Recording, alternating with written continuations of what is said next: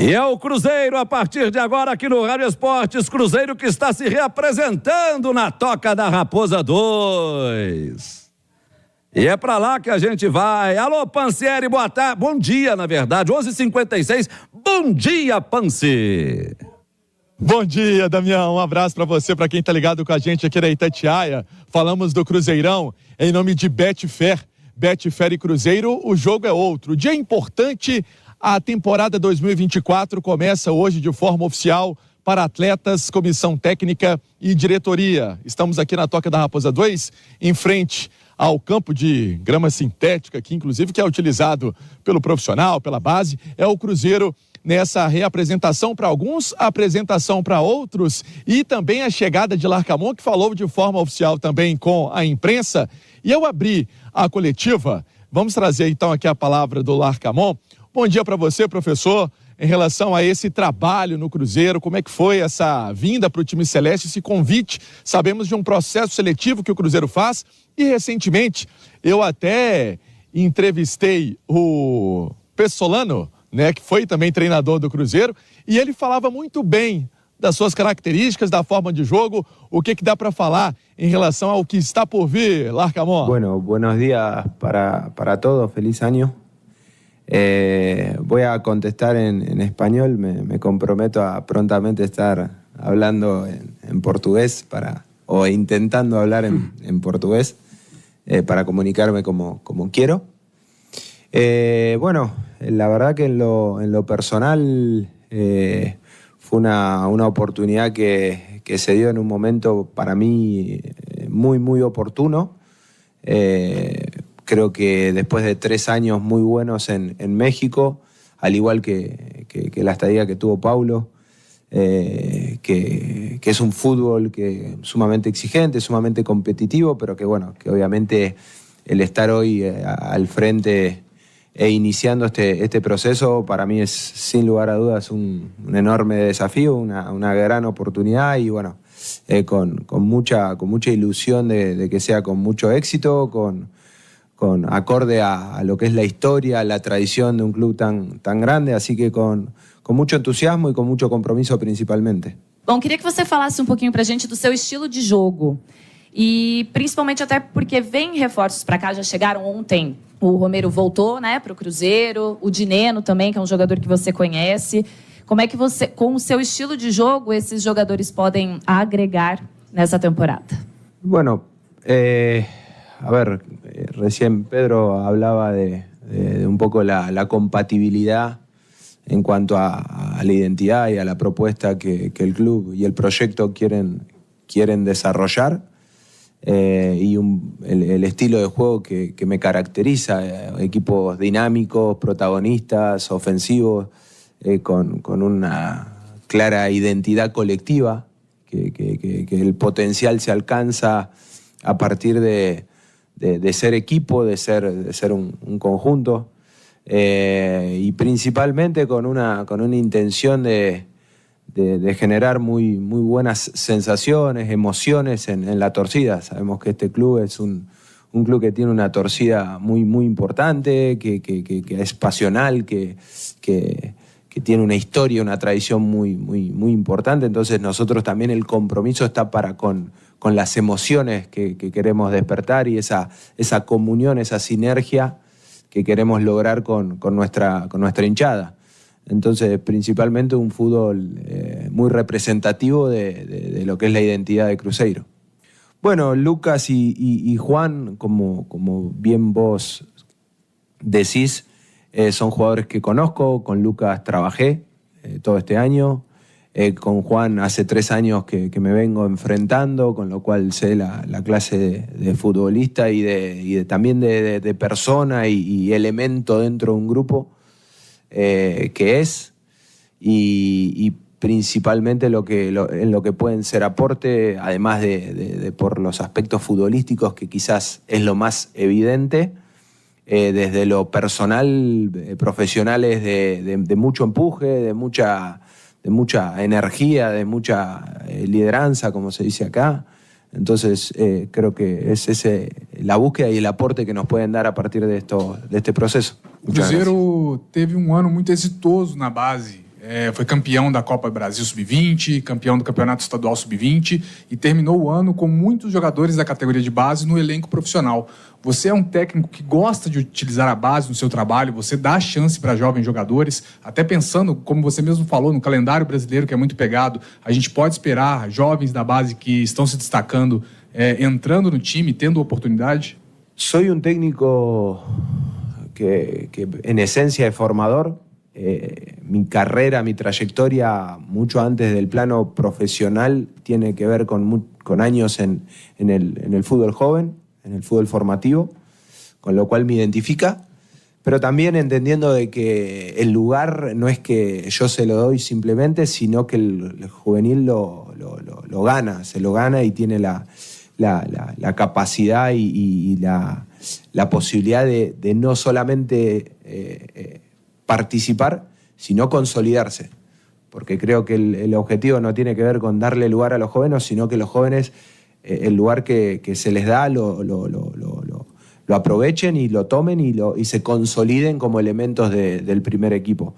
Entonces la premisa, el objetivo está puesto en darle lugar, en verlos, en trabajarlos, en prepararlos y principalmente en consolidar al jugador joven que tenga las faculdades para estar y ser parte del primer equipo.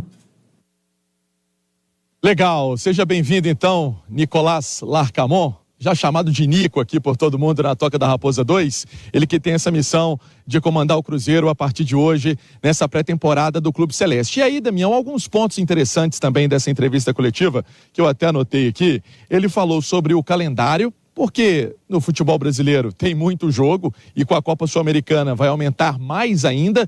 E é importante, segundo ele, começar o estadual também com uma boa imagem, né?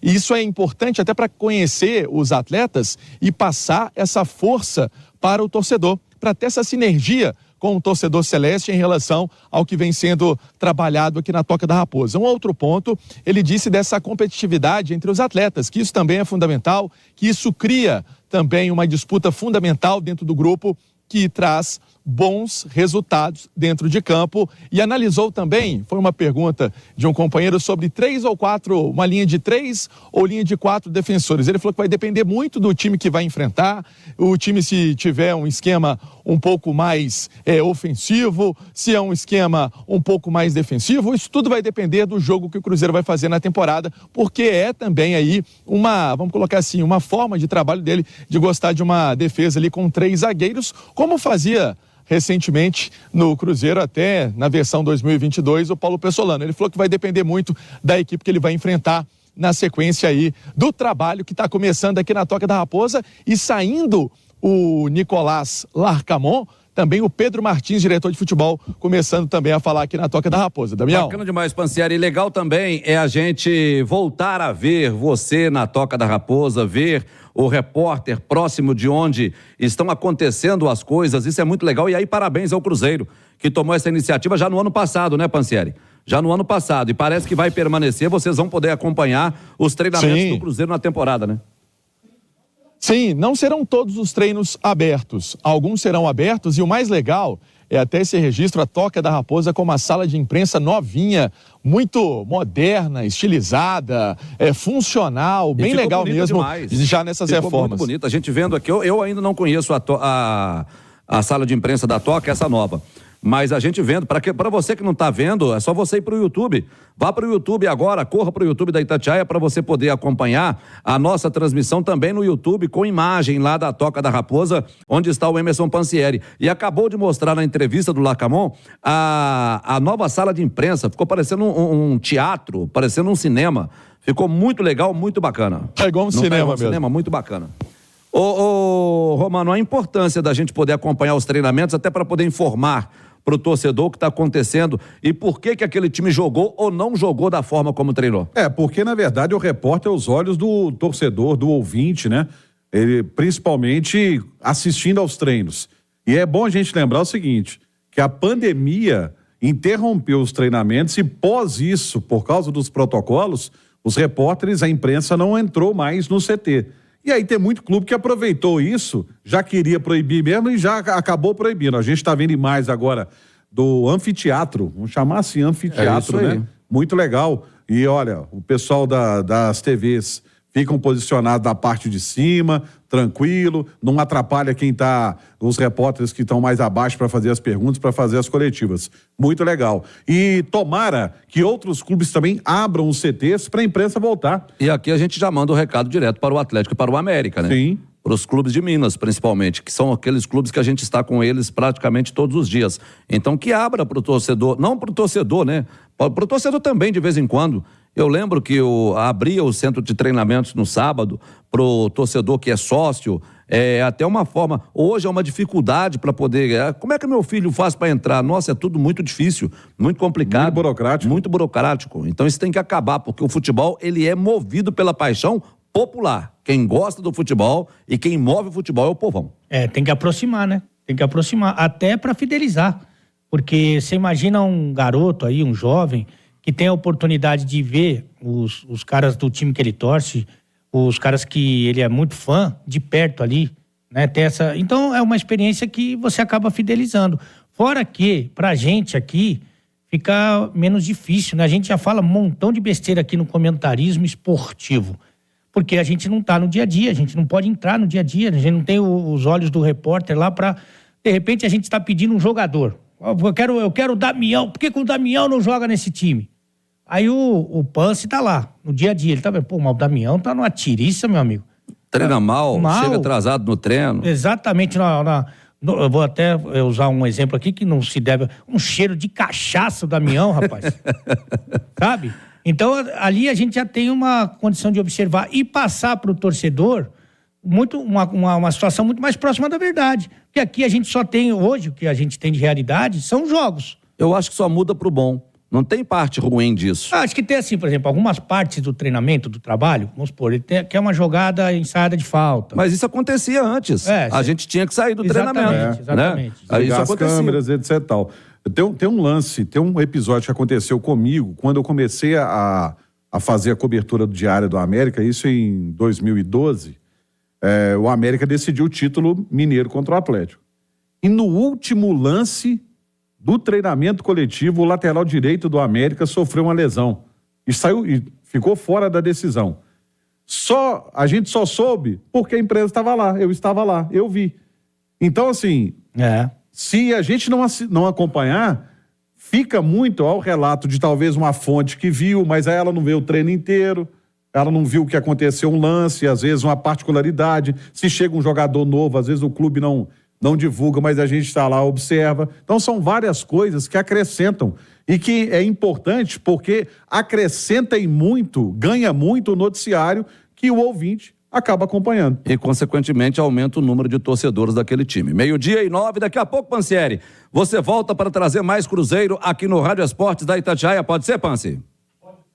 Pode ser, tá combinado então, Damião. Tem muito assunto ainda para falar desse Cruzeirão na reapresentação, como eu gosto de falar para aqueles que estavam aqui e a apresentação para os novatos, inclusive a entrevista do Pedro Martins, ele falando em pontos importantes. Muita gente pergunta de Fernando, muita gente pergunta de Everton Ribeiro, tudo isso aqui na Itatiaia. Daqui a pouco eu entro com essas informações também, Damião, em nome de Betfair. Betfair e Cruzeiro Jogo é Outro, são 18 milhões de apostadores do mundo e tem bônus de R$200 a R$300. Termos e condições se aplicam para maiores de 18 anos, Damião. Tá certo.